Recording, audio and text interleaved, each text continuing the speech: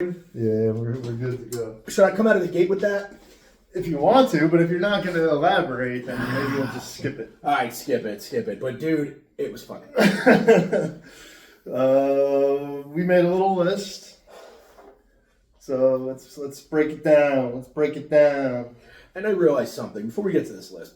There are certain things we reference, we bring up, but we don't go into detail. And you should drive me nuts when you would do that, but I understand why. Legalities and implications. Yeah, we got to clean it up a bit. So, and plus, I go through these cycles where I don't want to discuss things in my personal life, and then another day when the bipolar hits, I want to discuss all these things in my personal life.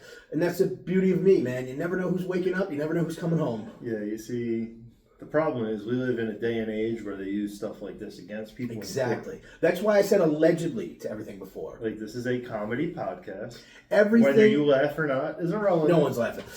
But everything I said is fictitious. We made it up. I Ubered here from the other side of the state. Exactly. Tiny little state. It's a very small, it's a very tiny country. Rhode Island would kick the shit out of it in a war. That's from a 1980s movies, Arthur. No one's going to know what that is. However, New Jersey, you can cross from one side of the state to the other at its thinnest point in like 42 minutes. Even though you've been Ubering everywhere. Ubering everywhere. Costs me a fortune. What are you thinking about alternate modes of transportation? So, if I was a thinking man and I had access to an inherited vehicle, like a motorcycle, I would use that. But then you run into the problems, inclement weather. I need to break out the rain gear. But this is New Jersey. These people are fucking morons. Now, in some of our earlier episodes, I don't know if we posted them or not, I would go on these rants about how much I fucking hate driving in New Jersey. These people are mutants. They're morons. If you see New York or Pennsylvania plates, prepare to do 15 miles per hour below the speed limit on the fucking turnpike in the left lane. But on a motorcycle in the rain, you are just asking to get yourself killed. Speaking of which, my car has been in jail allegedly twice. Your car is in jail? My car's in jail. It's been in jail twice in 2 weeks. The problem is I didn't get the easy pass out. But the upside of that is I've been staying off the parkway, staying off the turnpike. Which, if you're driving around and maybe your documents aren't in order, the parkway, the turnpike, toll roads, interstates are where you want to be. Especially in the state of New Jersey, the troopers kind of aren't looking for that. They kind of don't give a shit. You're on the back roads, though, especially in these small fucking towns. And I want to say shit, but these towns are actually very nice around us. But these cops, there's no crime. So they roam the back roads, and the second you pass them, they pull out their running plate. Guy like me, I'm screwed. Parkway or turnpike, it's easy riding, especially at night.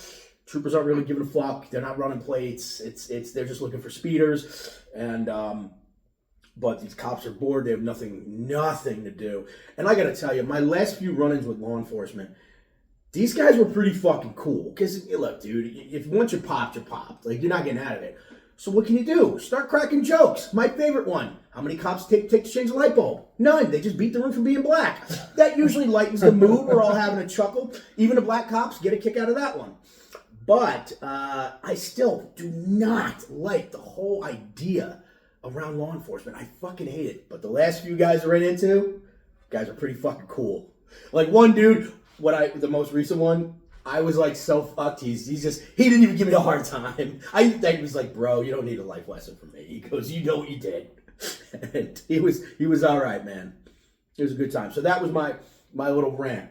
First, when you were cruising around on the motorcycle, which I wouldn't if I didn't have a valid license, which might actually be valid, I found out. I may have been wrong. Let's just hypothetically say you were riding around on a motorcycle. Am I making it obvious enough that I'm trying to get you to talk about the fucking thing on the list? Oh my God. How many times have you done that where I just blatantly ignored it? So. You're not good at hints. I'm fucking terrible at hints. I'm terrible at fucking reading the room. I'm terrible at fucking cues of, hey, probably shouldn't say this thing right now in front of a bunch of burn, and you're making a burn joke. Okay, great. So, while if I were having trouble coming up with ideas, riding a motorcycle is phenomenal. Because if you think that you're coming up with ideas in a car, wait till you get on a motorcycle or a jet ski. When I was legally driving on the motorcycle, I would get all these thoughts, ideas, all this cool shit that I would think of, and then immediately forget it the second I get where I'm going. It's like a cool dream where you have an awesome dream and you're like, I am not going to forget this dream the rest of the and it's forgotten. But I gotta tell you, it's a lot of fun to get around. You know, it makes going to the store or going anywhere that much more exciting, especially when that weather's nice, that sun is shining. It's such a phenomenal way of getting around, but it brings about all these ideas. And I think Tosh said it, and I'm going to expand on it. Daniel Tosh? Daniel Tosh. Have you heard of him? He's a very funny comedian. He said it's impossible to be... Have you ever seen anyone frown on a jet ski? No. Even if you can't do it if you wanted to. It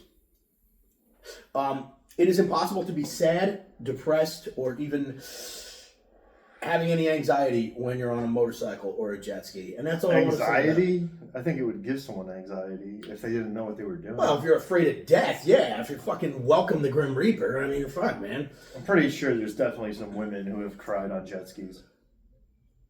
Actually, I do know one of them. I was not the driver of the jet ski. You know what brought me a funny... Oh, man. You get these little couples, you know, where they fucking rent the jet ski for the day and cruise around. Mm-hmm. They start bringing up shit. Now is the time to talk while we're on a jet ski. Yeah, I've sure. been that guy. There's definitely women crying on jet skis. Oh, 100%. I need to tell you something. However, I do know, I'm not saying any names, but I know a couple women that can easily have an orgasm on the back of a motorcycle or the back of a jet ski. So take the good with the bad. Oh, damn it. I had something I wanted to say that was going to be awesome. And I forgot what it was. About Daniel Tosh and jet skis and... Something about women crying on a jet ski. Oh, so we were talking about the Capitals. Now, I have an ex-girlfriend. I'm still friendly with her, her father, her family. Me and the brother call each other. Is this the father who you were saying, your girl got me laid so much? No. That guy's cool. Retired military, great guy. No, this guy is the one, the first time I met him, I had just gotten out of jail, and we went straight to their house. And he's sitting in a chair like this with his back to the door. You still have the bracelet on? I actually did some of the bracelet on. I walk in, and father doesn't even look at me. He goes, well, how was your most recent vacation? Just like that. He's a real country redneck guy. And I told him, I was like, honestly, it's like, I had a pretty good time. I made friends. We played games. We played cards. Watched hockey. Somebody snuck in a whole bunch of heroin, and I don't do heroin. It's a very odd day where it was very quiet in the cell block. Everybody was in their stalls. At 7 o'clock all night. 7 o'clock at night, I got the TV to myself. I was in the Pittsburgh broadcasting region. I'm watching the Penguins. I'm like, this is great. But like, I didn't know. A dude had a warrant. He got popped. He had a bundle of heroin. So he stuffed it up his ass. Oh, everyone was dieseled up, doped up in their fucking rooms. I'm out there with the TV to myself. It was the best time I had in jail. But I told him how I had a pretty good time in county. And without even looking at me, he goes, yep, they had me locked up in Baltimore in the early 90s with all the nick. I was like, oh, okay. He's not a racist man, but he will throw that word out there. My cousin is so funny, bro. Like, black guy. And my other cousin was talking about this house that she has in, I think it's in like South Carolina or somewhere. Mm-hmm. And they're talking about how like odd the buildings set up. So like when you get food deliveries, they can never find the door because the door is facing the back of the house. It's like a weird thing. And she's like, yeah, because they have this fucking stone wall that's like some historical thing that they can't take down. It was part of some plantation. Mm-hmm. And like as soon as she said plantation, my cousin just goes, boo.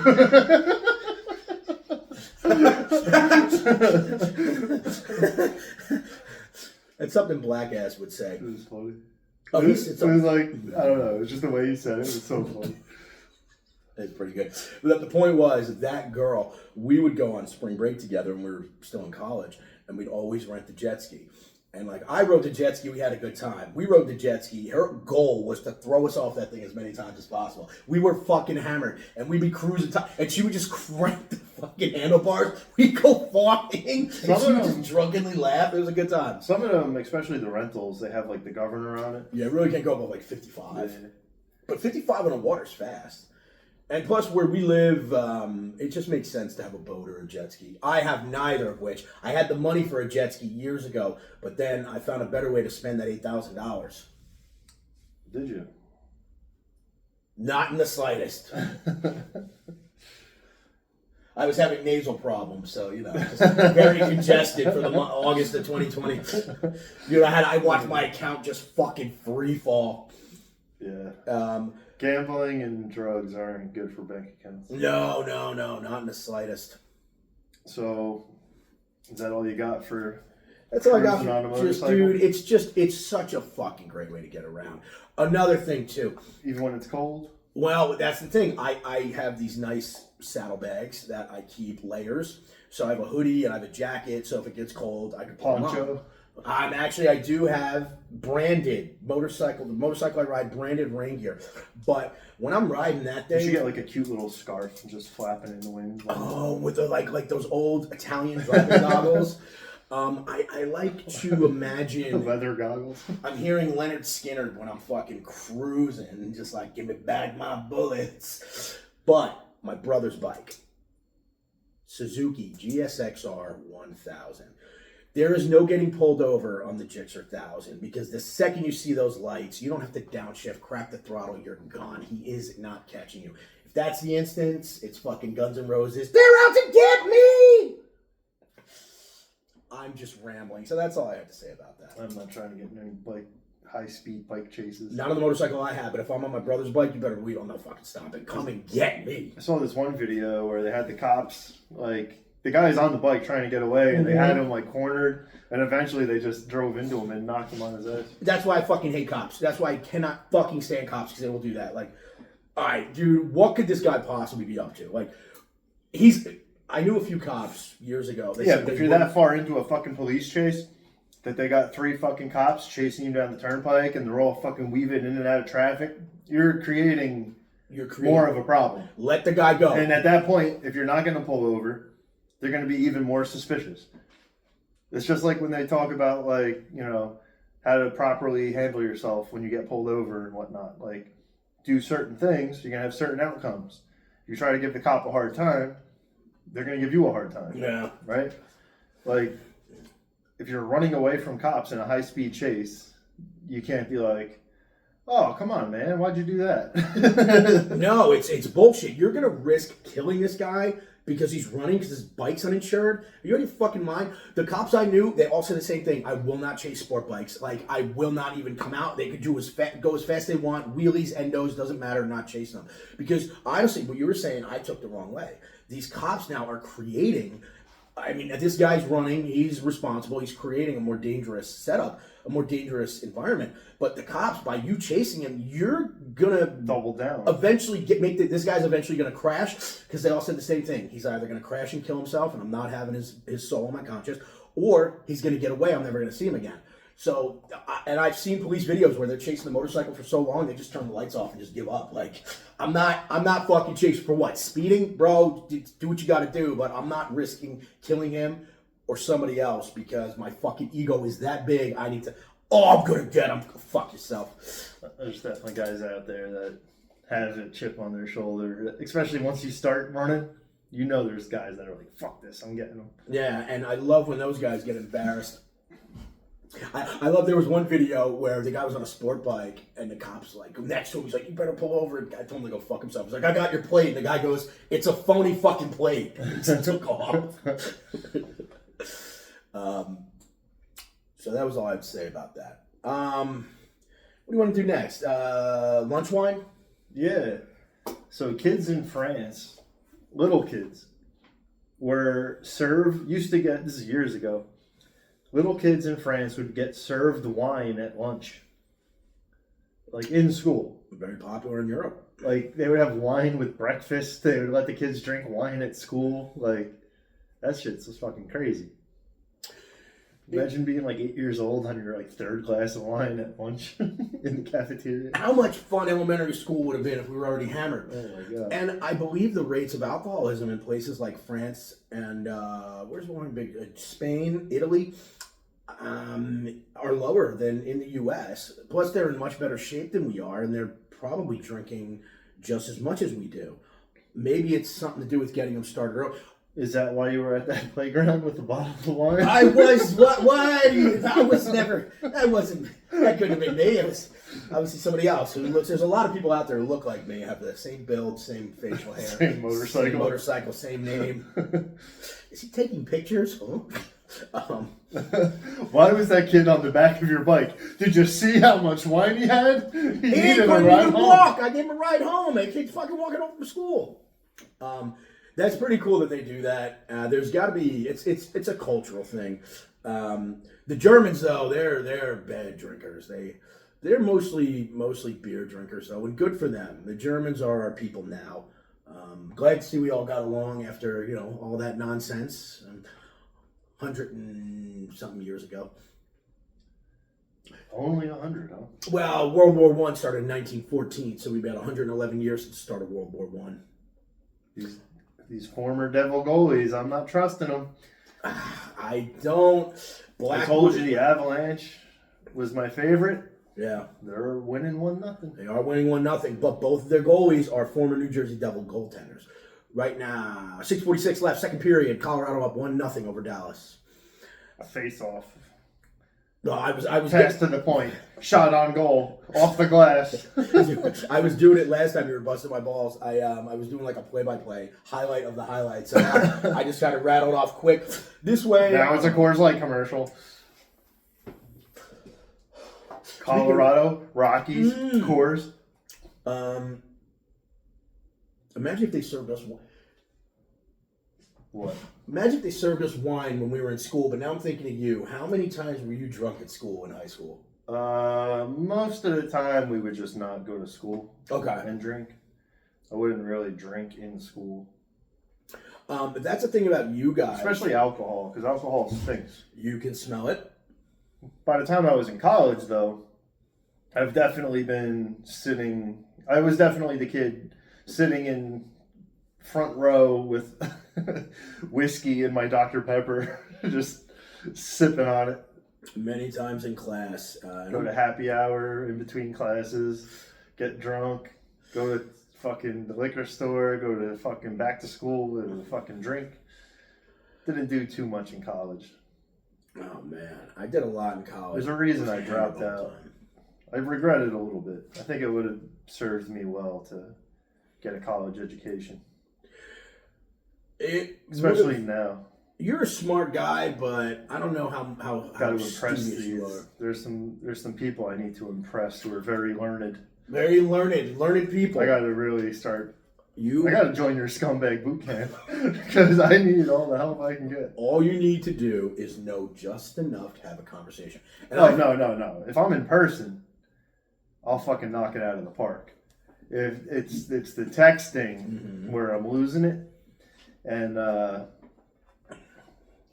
in this one particular scenario, but getting over that hump, oh boy. Getting over that hump though. So do you think guys in wheelchairs feel the same way that you do about motorcycles? It's like when I was in that hospital bed, I couldn't think of anything. I was depressed. But once I got on the road in that wheelchair, keep rolling. I just had so many ideas. Dude, the ideas just started coming. And probably, especially if you're in a self-powered wheelchair, you're getting exercise while you're moving. Yeah, so those fat ladies in Walmart, they're full of ideas. Oh, well, not on the powered scooters. Not the scooters? They might come up with a couple ideas, but it's the guy wheeling his own chair who's got fucking, his legs have atrophied, but his arms look like you ever see fucking those fucking... Those wheelchair guys that get into working out. Ooh, those guys just have these like chiseled upper bodies. They're all beasts, man. Don't fuck with a dude in a wheelchair. Did you ever see the bench press competitions for the guys that have like no legs? They strap them to the bench, don't they? Bro, and they're still putting up very, very big numbers. So like all these guys that talk about like leg drive in the bench, how important it is, and all this other shit. And then it's like not that important. When you see a video, it looks like a South Park character. It's like this huge upper body with these little fucking legs that don't even hang off the bench. Like they're literally so fucking short and like mangled. They're just there. We call them stumpy. Dude, it's crazy though. They're still fucking throwing up like 500 pounds. God damn, man. I have seen that.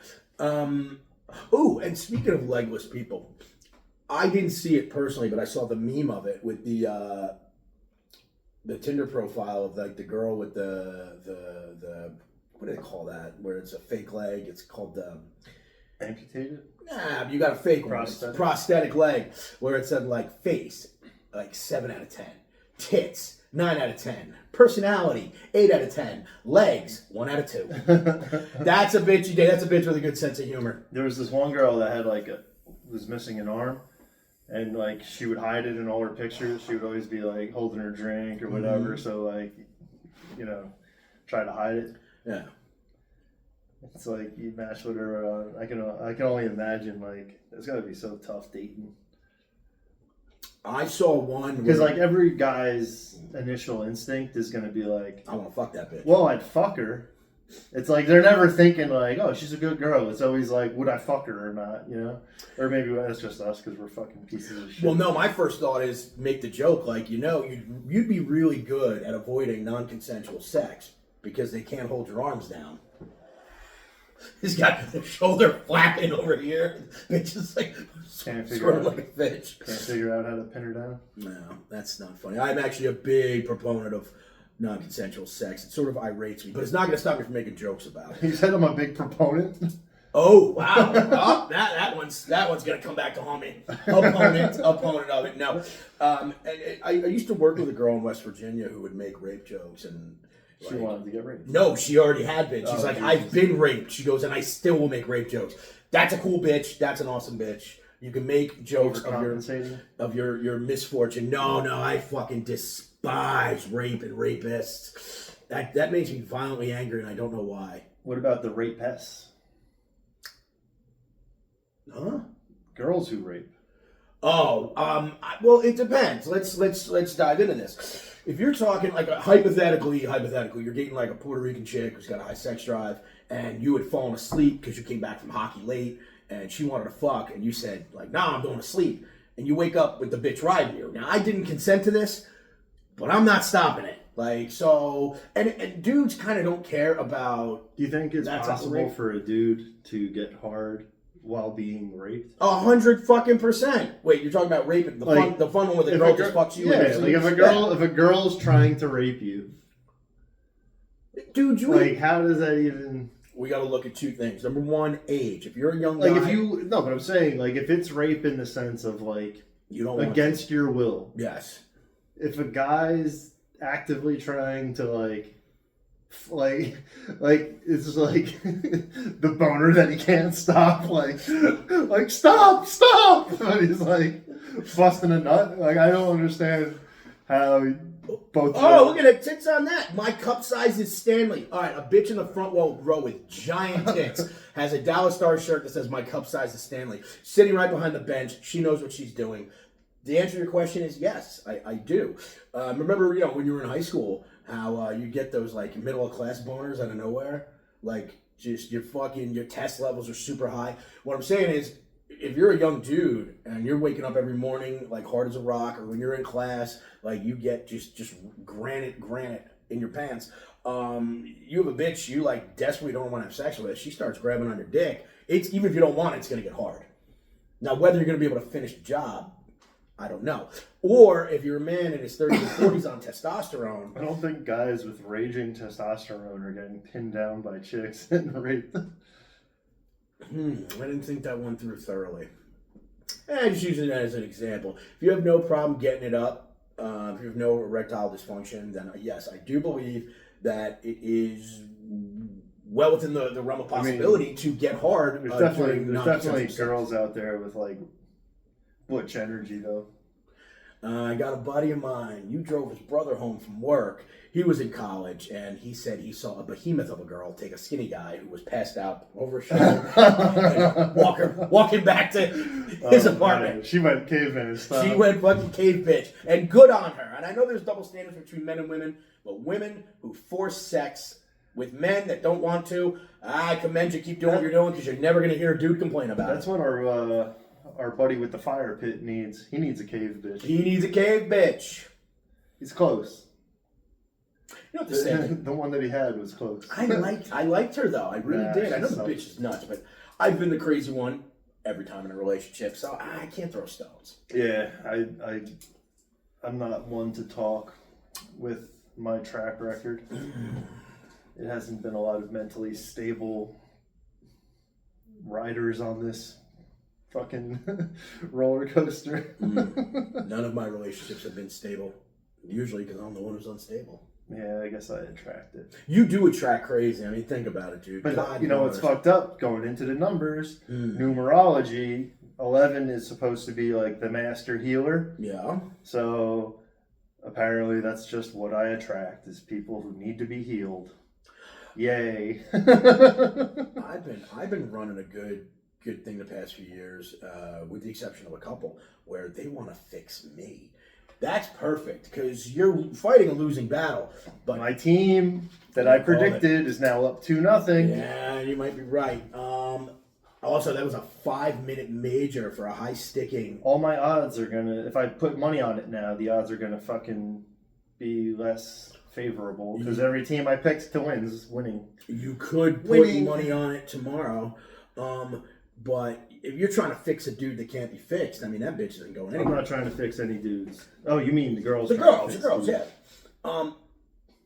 Speaking of which, if you're having trouble getting laid, I would suggest heroin. The reason is, I've never tried it, but I have never seen a bitch leave a heroin addict. And if she does leave, she will be going back because he needs me. He needs my help. Like, you are never, as long as you never make them your top priority, they will chase you to the ends of the earth. Manipulation, scumbag tactics by Matt Serpico. It's kind of catch-22.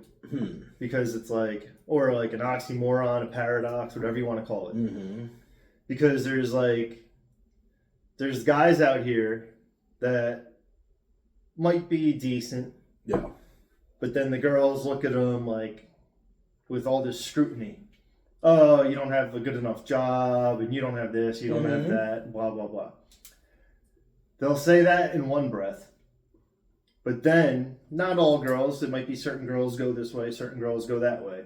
But there's definitely a large population of women, like you said, that want to save a guy. And like you said, you get some sort of a heroin addict situation where this guy's all doped out, and here they are wanting to fucking save this guy, but they wouldn't date the other guy that made, $10K less than they wanted a guy to make. Wow, he only made 140. But I'll go date this. Yeah, but I'll go date this bum. And that's where I learned my niche. I used to be a competitor. I'm not tall enough, not good looking enough. I'm never gonna make enough money, never gonna have a nice enough car. So how can I compete? Go the other end of the spectrum. The guy she says she wants versus the guy she's with. I'm gonna be the guy she's with.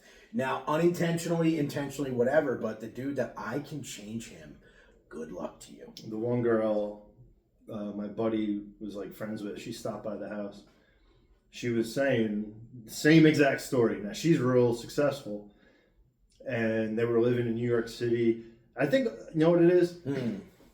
I think there's a lot of functioning addicts who are able to hide it, kind of like you were saying, hiding behind the work. So it's like, oh, I'm really good when they just give me a task, and they just give me something to do. And then I can just put my head down and bury myself in the work.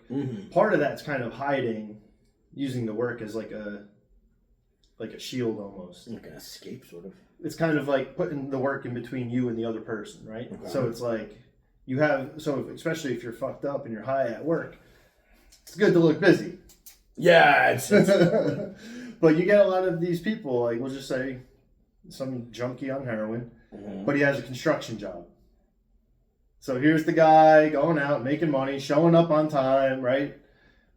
Maybe he gets his act together a little bit during the week or whatever, saves it till the end of the day. But, he's functioning in the sense that he's able to show up to work, make a paycheck, whatever.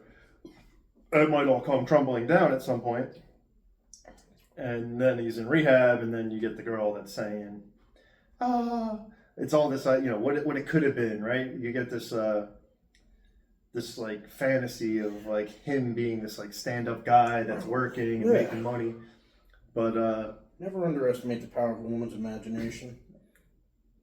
I don't know. You think it would skew more towards the successful women or the unsuccessful women that try to fix a guy? Oh my God, the successful ones, Right. 100% dude. A trailer bitch doesn't give a fuck. She does not care. She'll get high with you. She'll get fucked up with you for a couple years. But the successful bitch, oh no, she is gonna try so goddamn hard. If I could bring myself up to this, what can I do for him? He needs my help. And just don't ever change. She'll never leave. See, the last one I was with during COVID though, Yeah. that didn't. It worked the opposite. I started drinking, and that was kind of the end of it. You're really good at drinking, though. You pace yourself. You get more personable, She didn't think funnier. so. Why were you coming up with you a problem? I've never seen you problem drunk. Nah, it was more just. She met me sober, and then my mom passed. I started drinking, so she probably got worried about, all the domestic violence charges didn't help. That you had? Yeah, because of my ex. Oh. So the girls always see that, then they think the worst, and it's like, well, what's he not telling me? Dude, it goes back to what I was saying before about this, like,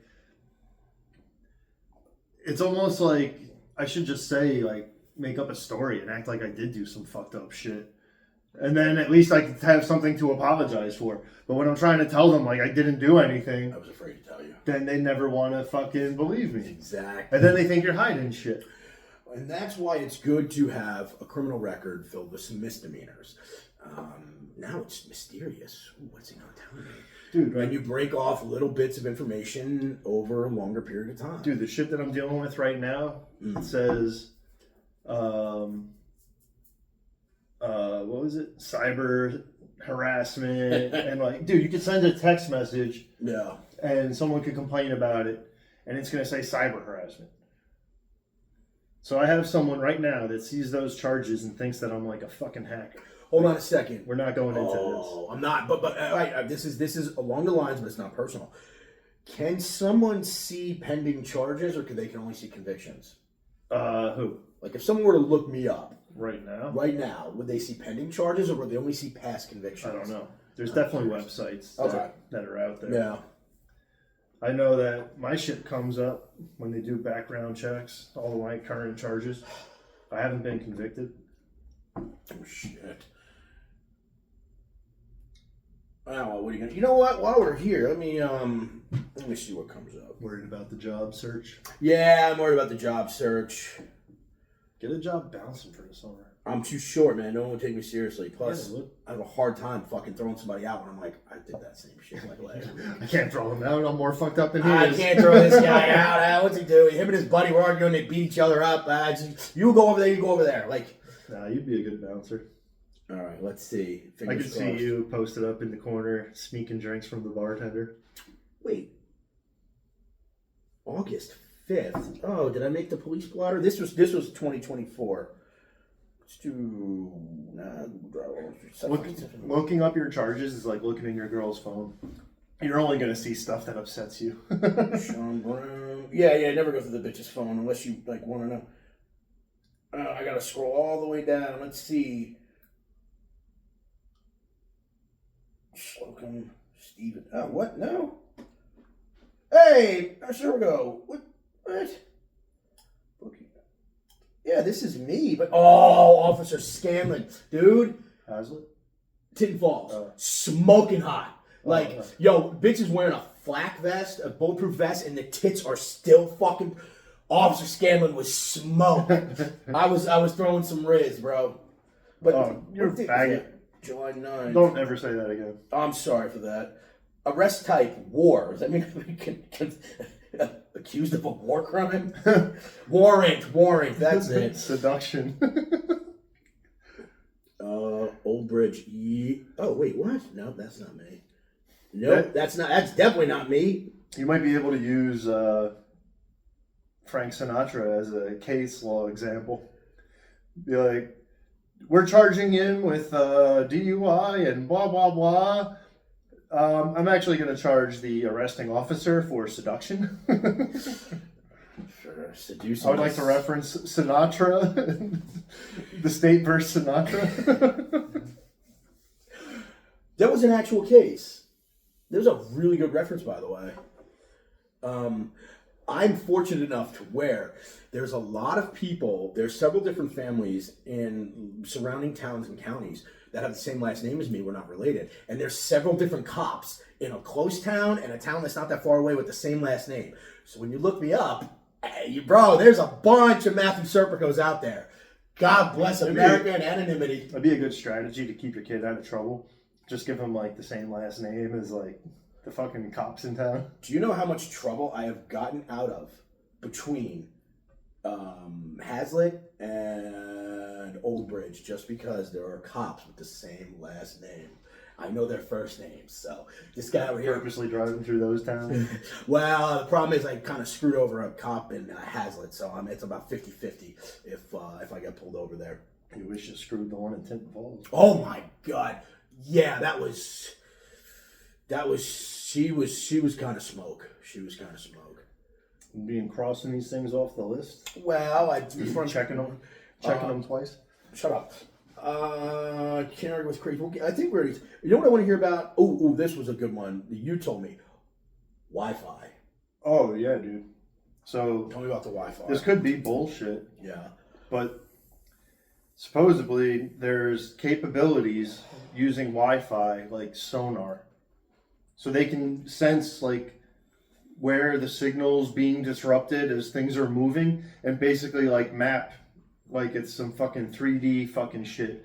If you have a Wi-Fi router, there's a way that they can use it to see like your movements within the house and shit. Jesus Christ. And it doesn't make sense. We're living in some fucked up world, man. Is this the worst timeline? So routers emit radiation in the forms of light waves that interact with other light waves coming off your phone. But is it infrared light? I'm not really too versed on the spectrum. I'm on the spectrum, but not the spectrum of light and light waves. So if they're using infrared, then yeah, it should be easy. I mean, don't quote me on whatever word I'm using to. I'm just trying to break it down logically. But yeah, if you could see, I don't know if it's infrared, or it's not UV, it's not gamma, it's probably whatever. It's the fucking signal, whatever the signal is. So if you had some sort of optics that could see through that, then yes, you could see exactly where a person is, and it's not too far-fetched to believe that. God, I hate the time we live in. Oh, remember how much fun the 90s were? Where like our parents didn't know where we were or what we were doing? Not really. You had a bad time? I was too young, bro. I'm talking about we had a fucking blast. Dude, you were 15 at the end of the 90s. I don't remember anything until 2020. Really? No. Yeah, that's scary. There was a scene like that in Eraser with Schwarzenegger where they could see inside the house, but I don't think they used Wi-Fi. Predictive programming. We're there. Oh, man. Speaking of electronics technology and the abuse of that technology, EVs. Tell me about EVs. That's another one I have to look into. Supposedly, and I've been driving hybrids for a while now. You love your hybrids. Just good. I don't know if it was just a joke about liberals, but they were saying like the electric vehicles, like the EMFs and all the radiation from the batteries, fucks with your swimmers. Ooh. I do have 2 girls.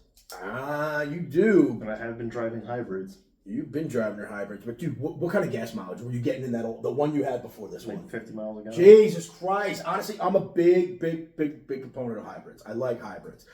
EVs, I'm on the fence. But Not if they're cooking your nuts. my nuts are already cooked. I gotta tell you, they might be. Now, I haven't been confirmed by a doctor, but I've had plenty of instances where I thought it was a close call, where it turns out I wasn't even close. I don't know if my boys can swim. My boys might be dead. And I've never drove an electronic vehicle. I always drove gas guzzlers because fucking America, that's why. But my boys might be dead, and if they are, man, that is a best case scenario for a guy like me. If they are, it's probably not from your vehicle choices. No, more than likely not. It's more than likely lifestyle choices. But I tell you what, we'll get them swimming. What's that? Go drive around in a big diesel fucking truck. Oh my God. There is, like, I don't know about the EVs diesels affecting testosterone and things like that, but I definitely would not be surprised if they did a study about diesel vehicles increasing testosterone. I wouldn't fucking doubt it. You've seen these Just cowboys sitting in there driving around. Yeah, bro, just breathing in those fumes. We had, okay, so the girl I was talking about before with the jet ski, her father had a 95 Chevy Diesel 2500. It was the 6.7 Detroit diesel. It wasn't very powerful, but we thought our problem was with our muffler, so we fucking sliced it off and just straight piped, like, on the back. This bitch fucking said, I heard you coming a quarter mile down the Cloud road. of smoke. Balking. It was an awesome truck, and here's how stupid I am. I'm talking about it. After we moved back here, he's like, man, when you gonna come get this truck? I'm like, I don't have the money for it, man. I ain't asking for no money. Like, come and get this truck. And I'm like, all right, I gotta put some stuff together, get a trailer out there. And I asked him about it. He's like, oh man, I got rid of that 2 years ago. Man. I would have had a fucking 90, because you can't, look, these box Chevy trucks, you cannot find these anymore. You cannot find them at a good price.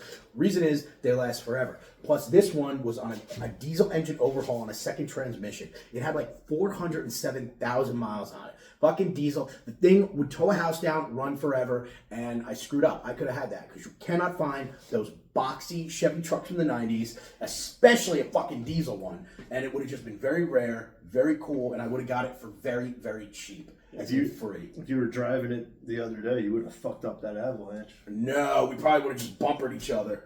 The Avalanche is fine. Oh, you know what I gotta do? When I get the police report, I'm gonna track that guy down, and I'm just gonna tell him, hey, man, I'm gonna buy you another bumper. You know, real sorry about this. I'm sure I think insurance is gonna cover that one. You don't think so? Nah, probably not. Why not? But in good conscience, I have to go there, see the man eye to eye, face to face, and tell him, hey, man, you go get that fixed. I'm gonna pay for that. I feel bad. I feel bad. I feel real bad. I fell asleep watching. I don't know what happened, man. All of a sudden, dude, I think we talked about it last time. I'm all into baseball right now. Are you? I'm fucking loving ball. Puig. Yeah, we brought him up Last time. a couple of episodes ago. Yeah. And then, I don't know, your phone spies on you and all that kind of shit. Mhm. Must have recommended some stories about him. So apparently, Puig was kind of dealing with the cartels. Had a huge scandal. I didn't really do any research on it, We should probably start doing that. but it's pretty well known. So he's Cuban, Mm-hmm. and I guess part of the deal was the cartels kind of got him out of Cuba and into America, Mm-hmm. and then he was supposed to owe them, whatever percentage. Then he gets a monster contract with the Dodgers and basically tried to tell the cartels, kick rocks. I don't think that worked out too well. That's not going to end well.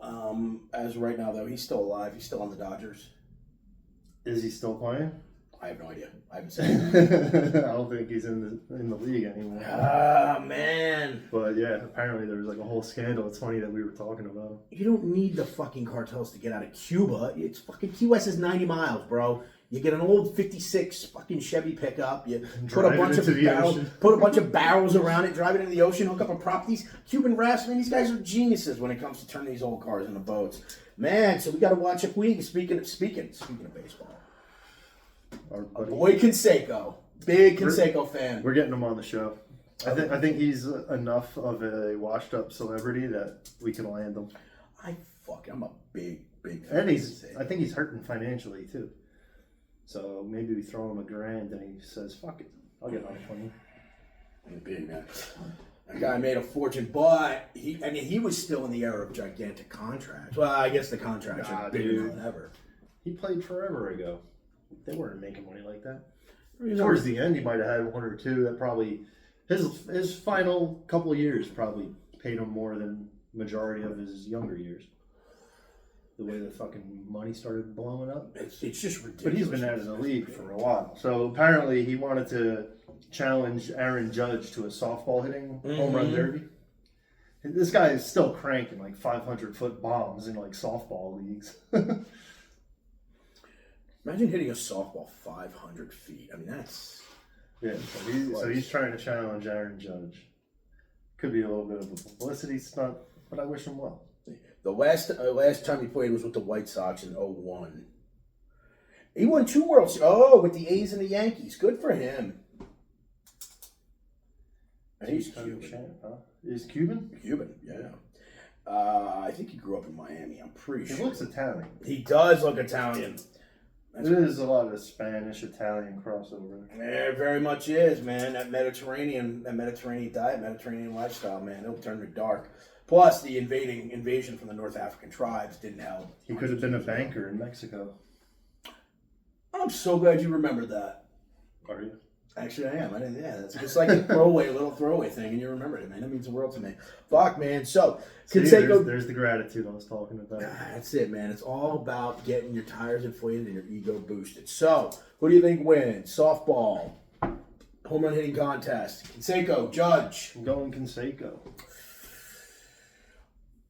I think I'm on the fence about that. Judge might have to change his swing a little too much. But Judge, oh, that's right, because Canseco's been hitting softballs for fucking 24 years. I think Canseco Stanton. I think Stanton takes it.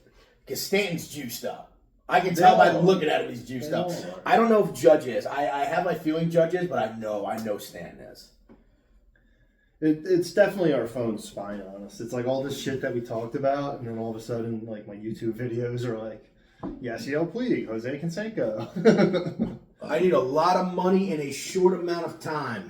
Get an advertisement for, have you thought about selling drugs? But yes, I have. We've talked about this. And you're the guy on one end, I'm the guy on the other end. In our respective situations, you cannot argue with crazy. No, you can't. I have been the crazy that is impossible to reason with or argue with, like a fucking Terminator. And you've argued with crazy in your past. Well, if you want to talk astrology, okay, hit me. I'm wood. So if I'm dealing with a metal person, metal chops wood. However, the inverse is wood will dull the metal. You keep chopping a tree down and you're chopping and you're chopping and you're chopping. Sometimes you can't chop harder, you got to stop and sharpen the axe. So wood could dull the metal. Mm-hmm. So one of the relationships I'm dealing with in my life is with a metal person. Mm-hmm. And they're swinging the axe. I just got to stand tall like a big old fucking redwood. But they're chopping. How do I find out what I am? What do I look up? Like what element or? Pretty sure you're wood. I am wood. 1985 element. Mm-hmm. Probably gonna say wood ox. Wood is growth and expansion. I am a wood ox. Yeah. Damn.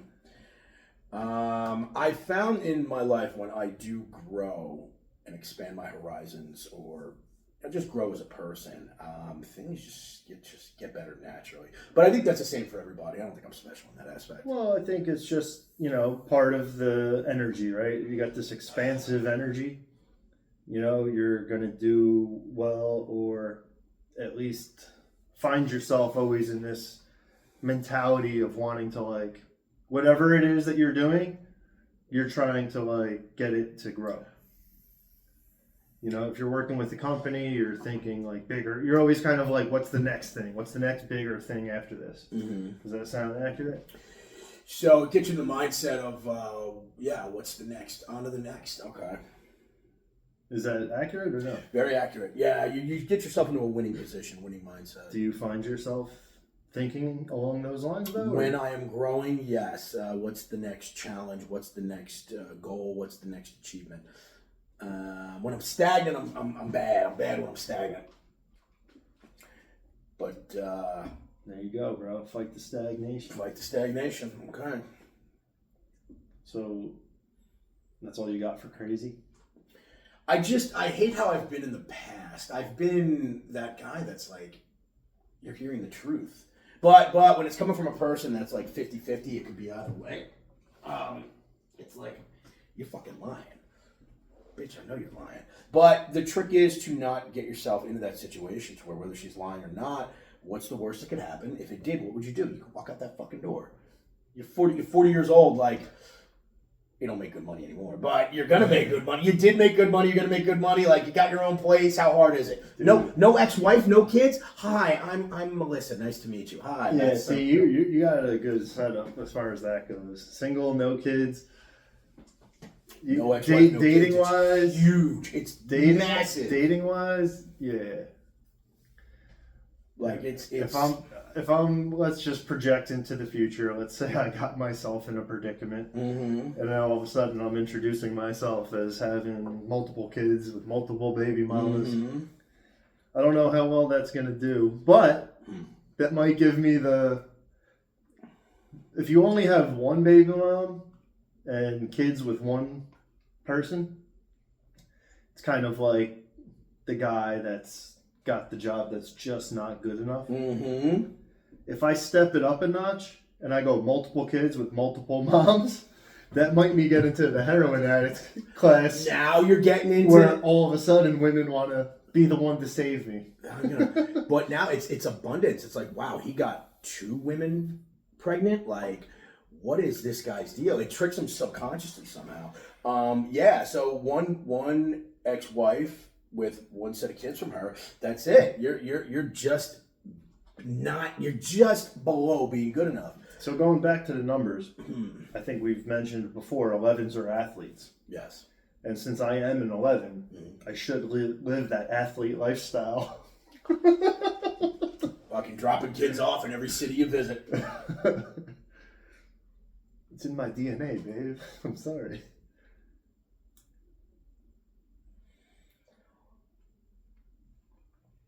Now, see, that should be a hit from behind. You hit him in the numbers. That's supposed to be a penalty. Now, I understand in the playoffs, a little different. Especially going into the boards. I like Granlund because he's tiny. I'm surprised more guys don't get fucking sliced in the throat It is. on those big hits like that, dude. It's fucking Skates skate coming up. 7 feet in the air. Jesus, man.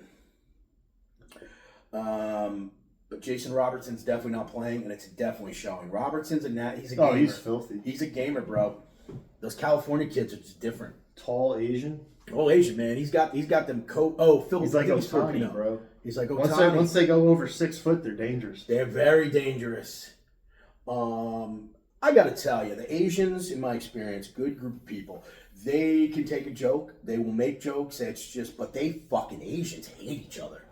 They're like Latinos, South Americans, man. They all hate each other. Like, oh, you're from 5 minutes on that imaginary line. Oh, that guy's an asshole. It's kind of like kids in Monmouth County. What? It's like they're from like a town over. You're like, those kids are fucking assholes. I remember growing up thinking that, especially when I was in high school. Like, oh, those guys from that town are scummy. It's like, dude, they were 5 minutes away. Who gives a shit? Like, they're the exact same person as you. They're on the other side of the highway. Now the other, that's growing up around here. It's who's on which side of the highway. Like, did your home flood during Hurricane Andrew in '92, or did it not? Okay, if your house flooded, you're a scumbag. If not, you're probably pretty cool. But then you get older and you realize, like, everybody's the fucking same. Especially as men, we just get along, no matter where we're from. For the most part. For the most part, men are gonna get along. I have my theory on that. If you'd like to hear it. What's that? Roll the clock back thousands of years. We were hunter-gatherers, where every dude in the tribe had to go out and kill something for the tribe to eat. So if you and me hated each other, that doesn't fucking matter, because we gotta hunt. We gotta feed our families here. So we had our problems yesterday. Doesn't matter. We gotta work together today. And that's literally just any construction site. You're gonna definitely find that exact dynamic going on. There's always gonna be a dude there that can't stand some other dude. But he still has to hand him the hammer. That they're still going to be lifting that I-beam into place. Like, it's amazing how quickly we can come together and work together, even if you don't like each other, when it is a necessity. And I believe that is an evolutionary trait. Now, women never had to get along, so they can't do it. They just cannot do it. It is not in their nature or DNA. Women don't have a lot of friends? Is that what you're saying? No, they don't. If they do, I think a lot of it is just phony, or just they all shit talking. The second somebody else is not there. Now, I have met some women that are just wonderful. They have nothing bad to say about anybody, but most women, they're shit talking their friends the second they leave the room. That's the thing about men. Like, I'm not gonna shit talk you when you leave. I'm gonna shit talk you right now. You're a fucking asshole. Nobody likes you. I could have said that into a mirror, but I chose not to. Ah, man. Well, I guess I'm about good. How much time do we put in? This one didn't go so bad. We're creeping up on an hour. We could waste 10 minutes trying to think of something. Well, but I touched on before. I'm really regretful of times where, all right, dude, when I was on cocaine, I didn't give a fuck. But if I was drunk and on pills, you can't argue with crazy. You cannot argue with crazy. You know the shame of it all? My encounter the other evening, had I been sniffing up, you better believe that car would have been between the lines. Like, there would have been we would have got to where we were going very safely. Were you going the wrong way down a one-way? I'm trying to figure out how to answer that. Was that part of the story or no? Because when you stopped by on the bike Yeah. at that person's house, Mm-hmm. the way they had retold the story was that was going on. Wait, when we were over at... When you stopped by on the bike, Yeah. did you say that or no? I don't... Oh, I definitely did say that. Yeah. Okay. Okay, so... Because he is a dumbass. Oh, so he told... He was literally begging you'll confirm this, Mhm. to throw that log in the fire. Yes. Then he's on the phone after you throw it in the fire on his request, Mm-hmm. telling someone that he has to stay home and watch the fire because I threw the log in the fire. Oh, yeah, that was his excuse to not go out and do things. It's like, how are you that delusional? He could be. He seems like the type that might be. Or he was trying to set himself up to be like, oh, shit, dude, I can't go anywhere. I got this big log to be burned for the next 12 hours. But to lie about who put it on the fire when you were literally just begging someone to throw it in the fire for you. First of all, you're too lazy to do it yourself. Mhm. Second of all, you're the one that wants it in the fire. And then as soon as it's in the fire, you blame someone else. Is he a dope or is he just drunk 24/7? No, I don't think alcohol had anything to do with it. I think it's like just pure narcissism that he literally can't like objectively understand reality. Like he was asking me like what business to start, and I had to tell him straight to his face, bro, it doesn't matter what you do, you're going to fail because you're lazy and you don't work. Every time I've been around him and he's been drinking, it's like, we gotta start a business. Dude, that one time myself and that girl were there, like we were telling him what to do. Like, this bitch will run this shit for you. No, you don't want to hear the answer to the question. He just wants to hear himself talk. But we went through this whole thing, and he just looked at us. He goes, "Man, we should really start a business." Like he just wants to sit around and talk about what he wants to do and what he's gonna do instead of just actually fucking doing it. Because objectively cannot handle reality. He described it so well. Bro. He cannot ever look in the mirror and view himself as like, "Oh, that might have been my fault." We went to look at houses, and one of the houses that we looked at was under contract like a week later. No. And I looked at it and I sent it to him, and I'm like, I told you that was the house out of the ones we saw that had potential, and it's already under contract. Like, any investor that was actually serious would have made a fucking move. Mm-hmm. Like, get fucking serious, bro. Do it for real. Don't just fucking talk about it. Just make the move. I've been there, and you've been there recently where you're talking about what you're gonna do and then not take any action. And it makes you feel bad about yourself, and then you start taking action. You're like, oh, okay, this is way better. But he doesn't. He's not a man of action. He's a man of words. Yeah. Many words. So anyways, the answer to your question is allegedly yes. In my mind, I had hit a curb, but that was not the case. So that's why I was like, shit, how do I answer this? Allegedly. Someone could have easily turned that sign around. It could have been. I mean, fuck, we did it when we were kids. But, dude, you know what's funny? I think we might have talked about this 6 or 7 times. Like, our upbringing is so much different than kids from like suburban neighborhoods in Virginia, Pennsylvania. Like, not the Philly kids are out of the fucking I thought minds. you were gonna say like the time, like our era versus how it is now. Well, it was much easier to get away with You're things. saying in different But places. I talked to some people and telling them some of the stuff we did as kids that like everyone in the neighborhood did, they were mortified. Like, you guys didn't do this? And they would talk about, like, the worst thing the kids in their neighborhood did. And it's like, oh, yeah, that would be like a fucking Tuesday afternoon for us. Well, like a Friday night at the sleepover, we snuck out the back door. Like, some shit's getting messed up. It's going to be what we were going to say. It's funny that you mentioned that, because when I was at the one bar in Belmar, and I was talking to this kid that does, like, the lights and whatnot, Yeah. like the sound equipment, and he was talking a story about, like, some kids that had a beach house, and, like, they didn't even get the cops called on them once. And he's like, what the fuck? You guys had this house all summer, didn't even have the cops called once? He's like, what are you, a bunch of pussies?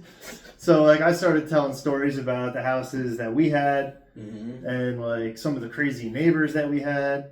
I'm like, yeah, like, this one year, the kids that lived across the street from us, they were having this, like, beer Olympics. That's cool. I'm like, and it just turned into a shit show. They were fucking jumping off the fucking deck, elbow dropping the tables, breaking the tables in half. I love these guys. I'm like, these kids are fucking crazy, bro. They'd be doing whippets all the time. The one kid was, like, supposed to be studying for law school, and he's just, like, miserable, hates his life, and the kid just stops me, and he goes, bro, I was at that party. That's fucking great. I was like, what are the odds of that? Oh my god, no, I love things like that. Where you're describing something and it's like, dude, I was there. It's like, you didn't know that guy was there, you were on the other side of the street. Yeah. Happened a lot in college, you know, like well, dude, their house backed up to the biggest bar in town, and there was a huge hole in the fence. So we would, not into the bar, but, like, we would cut through their yard and through the hole in the fence to basically just walk across the... Which bar?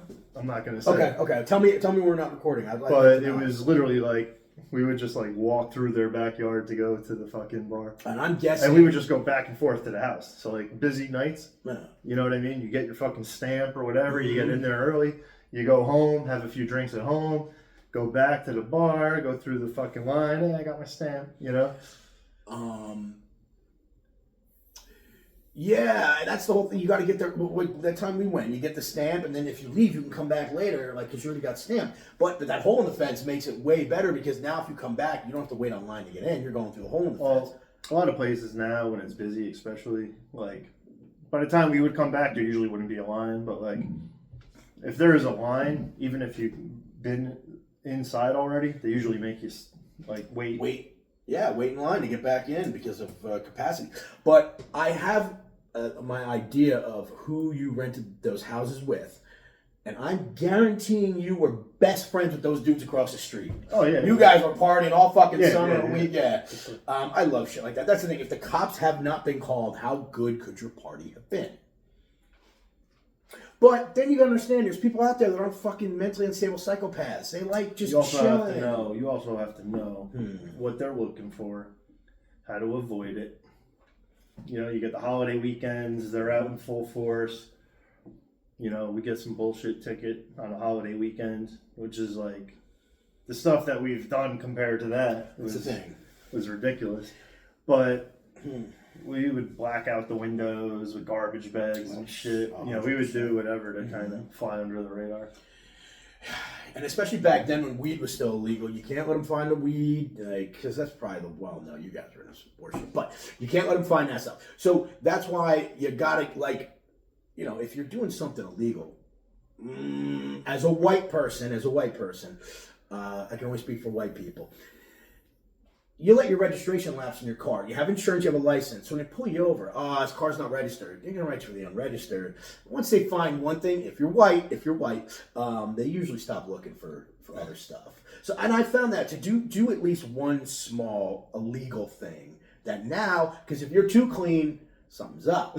If you're young and too clean, so that car's not registered, it's like, I got to write you up for that. It's like, even if fucking... It's like the girls dating the guys that are fucked up.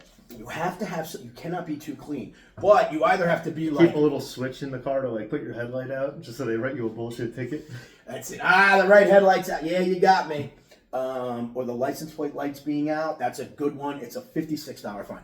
We found that if you get pulled over in New Jersey less than 4 times a year, it is cheaper to do that than it is to pay the registration on your car.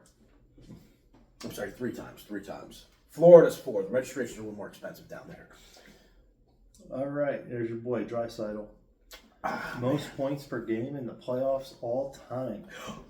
now that Wayne Gretzky's name came up, Mario Lemieux, I wanted to talk about something I've watched a couple years ago that I fucking can't stand. What's that? Reaction videos. Now, they're saying if you don't like it, don't watch it. And I stopped doing that. Nah, but the shit that you can't stand, you still watch it. Well, I used to. And then I got smart and I'm like, back in 21, 22, I would watch reaction videos. Some of them I liked. But I started to notice a pattern. And once I stopped I realized, like, don't watch things you don't like. Once I started watching them, I noticed a pattern. They pretend to be idiots. You pretend to be an idiot, like when you mispronounce things. Wayne Gretzky, mispronounce it perfectly, and there's a guy like Wayne Gretzky, and everyone, it's Gretzky. You get so many, like, all those fucking autistic kids that just comment like, wrong. Well, actually, and then what happens is you get a lot of engagement. It makes the video blow up. Now, people watching this, the 4 people watching this probably already knew that. I'm always late to the party. All right, so I had to look it up out of curiosity. Can you pull up your little chart of years? I want to see Mario Lemieux, born in '65, and I already know they're not gonna line up too well, but let's run some years here. What is 1967? All right, so let's start here. You want 67 or 65? 67 and 65. All right, 65 is a snake. 67, I believe I just saw it, is the ram. 67 is the ram. 65 is the snake. All right, and then what is 87? 87. 87 is the hare. The rabbit? The rabbit. Or the cat? Can it be the cat also? Rabbit and cat are the same sign. Okay. So we got rabbit, snake, and what was ram? Rabbit, snake, ram. Rabbit, snake, and ram. Rabbit, snake, and goat. So the rabbit and the goat are in the same category. So Mario Lemieux is a goat. Who did he take under his wing and who lived with him? Crosby. So they're in the same category. And Pittsburgh is a snake team. So I was wondering if Mario Lemieux or Sidney Crosby had any snake energy going on. Not so much, but you could see how Crosby and Lemieux would get along with that friendly sign energy. And what's crazy about that, in the NHL, that's pretty common. If there's an old veteran, they'll usually have the hotshot rookie live, because these guys have giant houses. They probably have a couple kids. Crosby was Lemieux's babysitter for like the first 2 years they lived there. He lived at Lemieux's house, and he was just like, well, me and the wife are going out. Got to watch the kids. That's and they would just play. They had like a full-size rink in the basement. They would just play hockey all night. It's like you go from being like the star of the team, and then you go home and you're like some dude's babysitter. That's it. Hey, Sid, by the way, I'm heading out, but I need you to watch I need to watch Junior and his sister. You're not even old enough to go out drinking. And he was a stud from the time he came in the league. Ovechkin was a stud from the time he came in the league, which is pretty rare. But yeah, reaction videos, they just purposely mispronounce things, and it gets idiots to get involved. Once I realized what they were doing, I had to stop watching. Oh my God. There's this one Australian guy, he was British or something, and he was talking about American football and how it reminds him of rugby. And he was definitely like a guy that played like college or minor leagues. He's like, I got to get back into it. I could definitely do this. I could definitely do this. I could be in this. I saw this one thing when I was scrolling around. It was like men overestimate their fighting ability by 400%. It's like that type of shit, you know? I'm 5 years old, but I'm going to get back into the NHL. It's like you didn't play college hockey. Yeah. But now you're going to start. You waited too long, bro. I think it's important to be realistic about your abilities. And honestly, it's going to sound stupid. That's why I'm glad I was never good at hockey, because I never had that what if. I knew, yeah, not good enough. I had my fun playing. I played in college, played some juniors, had a fucking blast. But I'm like, yeah, I could never go to the next level. And there's a peace of mind that comes with that. Or it's the acceptance of failure. I don't know. I'm very confused, both sexually and in life. Oh, man. Well, I guess we could end it on that note. We about can. your confused, Very sexual confused orientation. Connor, Adam, thank you for watching. Adam. Oh, your buddy. Yeah. He said last Friday he was going to check it out. Yeah, He said yeah, he's yeah. getting off work early. Yeah, we haven't had many views. That could be a good thing, though.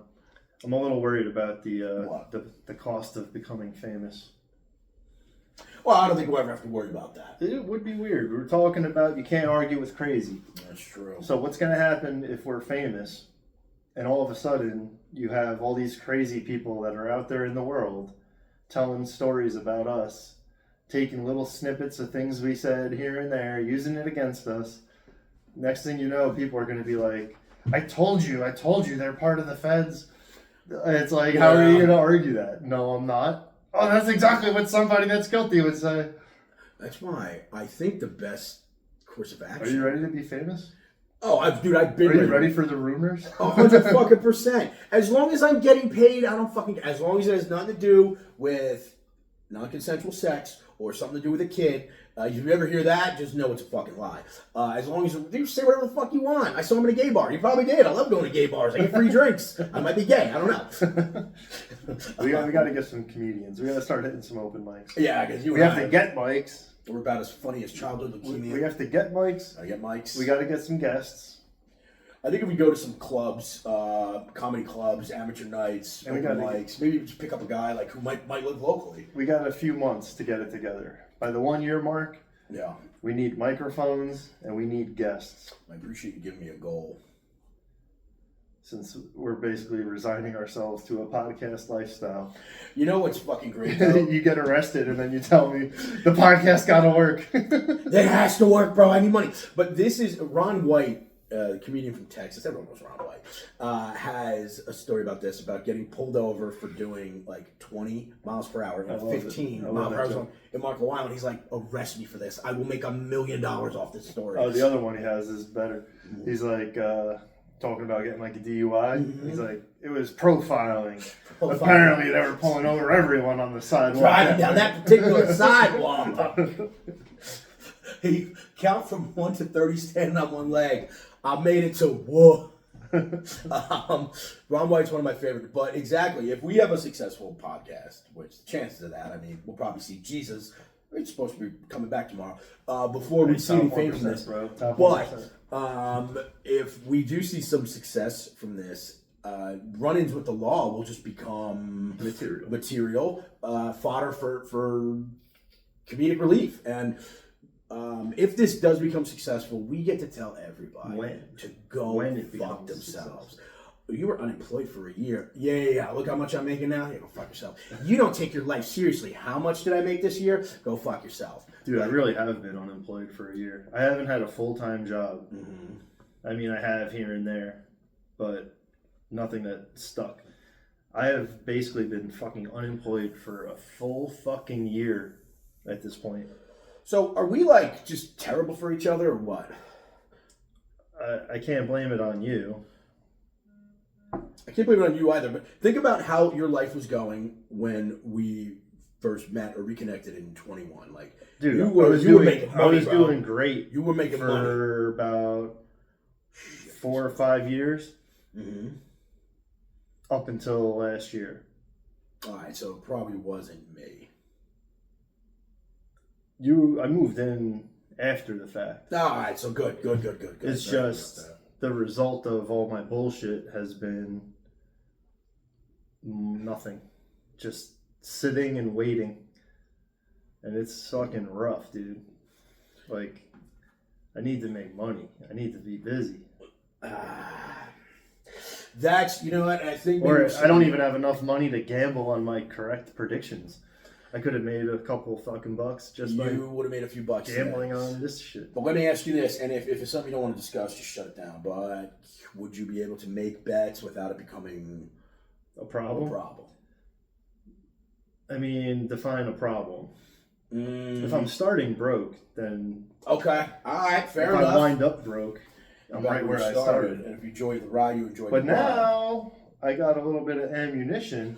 You do have some ammo. I got the dice loaded. They are loaded dice, man. So, it's not like I used to, where I would get drunk, wake up, go get a bagel, see a team playing soccer on TV while I'm waiting for my bagel, which I know nothing about, go home and then gamble $300 on the team with the orange uniform. And then pass out and then wake up and see my fucking little fucking list of bets and I just lost $3,000. Jesus Christ, bro, you were living life on the fucking edge, man. One day when I was doing deliveries, I gambled $1,500 on a college football game. I think it was like Utah, maybe. Yeah. Boise, Utah. I don't know. No fucking clue what's going on. It was just a game that happened to be on at like 1 o'clock in the afternoon. So I just fucking threw like $1,500 on like a random fucking team, knew nothing about it. So it's a far cry from my current predictions. All right. So, but yeah, I mean, I would be like if I won $9,000, my next bet would be like if I turn 100 into fucking $10,000, my next bet's gonna be over 1,000. You turn 100. I'm saying, like, say I hit some crazy parlay. Yeah. I bet $100, I win $10,000. My next bet is gonna be like $1,000. Easy. All right.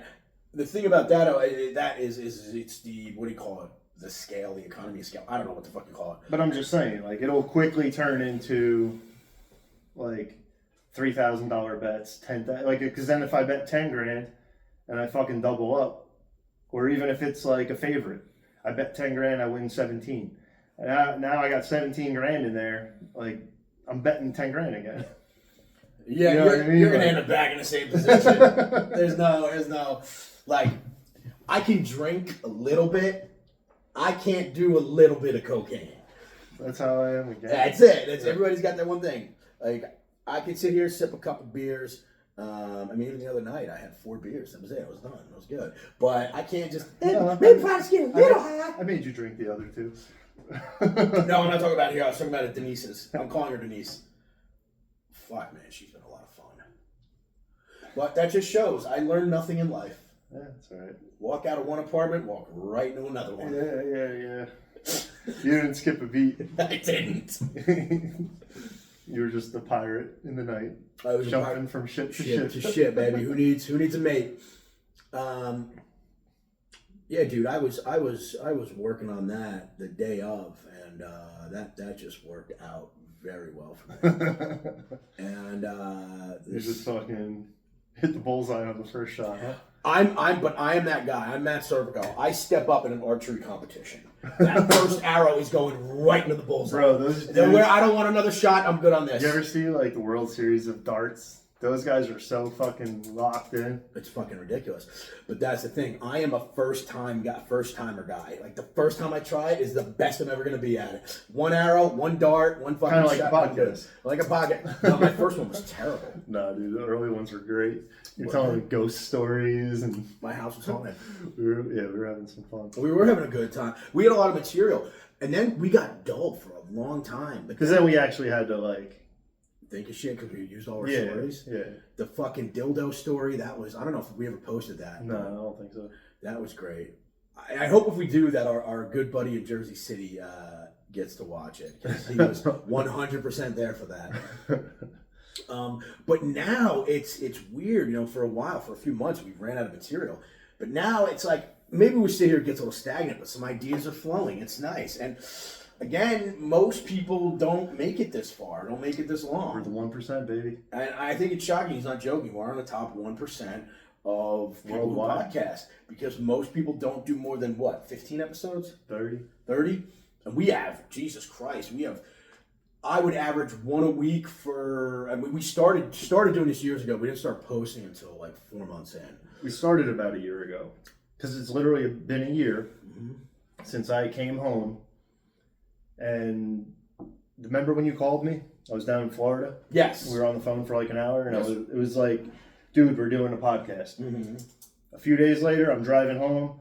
I'm listening to a show that I haven't heard in years, Tinfoil Hat, and they have on Gary the Numbers Guy. He starts the show by saying, people born on the 11th should podcast. Mm-hmm. After we had just talked about it, I was like, what the fuck? And then that sent me on a fucking binge with all the numbers and all this crazy shit. And tomorrow is 1 year since I met the bartender.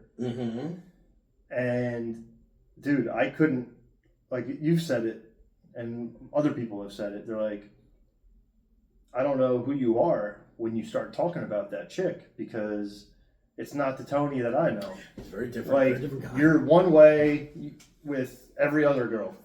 And then this one person just has you, like, fucked up in the head. And it's because of all this stuff. It's because there's so much, like, I see the writing on the wall. I know the potential for that collaboration to be successful. You understand? And it doesn't have to mean, like, you know, happily ever after type of shit. It's just, in general, surrounding yourself with the right fucking energy. I've been trying to surround myself with that. It's like, I feel like it's like the golden key. And I have to try to explain to someone that they're like the fucking golden key without sounding like a complete fucking nut job. See, I know what you mean when you say that. It goes into, it ties right back into the crazy thing. You can't argue with crazy. Can't. I'm the crazy one in this situation. And people that try to talk sense to me, they're like, dude, it's never going to work, or this or that. Like, the odds are stacked against you. And it's like, I don't give a fuck. Like, I know what I know. The numbers, but we've all been in those situations where the odds are stacked against us, and we still come out on top. But it's almost like in situations where this should work out perfectly, it turns an epic failure. I almost prefer the odds to be astronomical, but maybe I'm an idiot. I don't know. When I was doing some research and they were talking about all the numbers and the positives, the negatives, one of the things they said about 11s is you got to be careful not to be shy, because 11 is all about charisma and shit. The flip side of that would be if you're shy or like timid, you don't allow that charisma to shine, right? So that could be like your Achilles heel. And sure enough, when I had tried to go on my birthday, or the weekend of my birthday, I wanted to go and say something, and I was scared fucking shitless, dude. I was having anxiety attacks. Like, I worked myself up over this. Damn, bro. Okay, Like, okay. dude, I worked myself up over this so much. Like, psychologically, where I'm like, you know, because if you're just like on a thing that much, like you're so invested in it, and it, wow, Jesus Christ. you know what I'm saying? Like, you're so invested that it's like you care too much. You know what I mean? You can almost psych yourself out of it. Yeah. I understand that was probably very difficult for you to admit, but you're one of those guys, you kind of don't feel, you're like, whatever, this is how I feel, this is how I am, fuck it, if you know, you know, if you don't, you judge me, judge me. Like, you're not worried about what other people are going to say, which it shows, and you're telling everybody about this. And But I'm worried about that person's opinion. And that means that Dude, person I would, like, you know, you understand frame and all that? You know what that is? Yes. I would have had no fucking frame. None. And that's probably why the heroin addicts are successful in their relationships. Because they care so much more about the heroin I gotta get it. than they do the relationship, that the woman cannot control the frame. That's really what it is. Because the woman has no control over the frame in that relationship, because that guy's an addict, and that addict is going to do drugs. And they can't change that. That's what it is. That's the fucking magic. That's the rub. We just figured out life's riddles. Because it really is. Because if I'm going up to a girl that's a doctor, and I'm not employed, there's a big fucking disparity there. Women want men who are established. Women want men who are powerful in whatever it is that they do. You might just be a bouncer, but if she wants to come to that club, you're the dude with the power in that situation. That's what frame is, if you're not familiar. So, the same way that a doctor might be a doctor, but if he's at a bar and socially he's not the big swinging dick, the girl might not be attracted to him for just his money because he's a little dweeb. You know? So it's like, what is your angle for you to have the leverage and you to control the frame in that situation? For me, in person, socially, like you said, you're a fucking wizard. I'm tall, good looking guy, kind of jacked. Yep. I got a lot going for me in terms of physical attraction, a lot going for me in terms of being social, charisma, handling myself in the situations and whatnot, confidence. However, it's easy to get somebody like that off their game if you start hitting them with all the work-related stuff and this and that.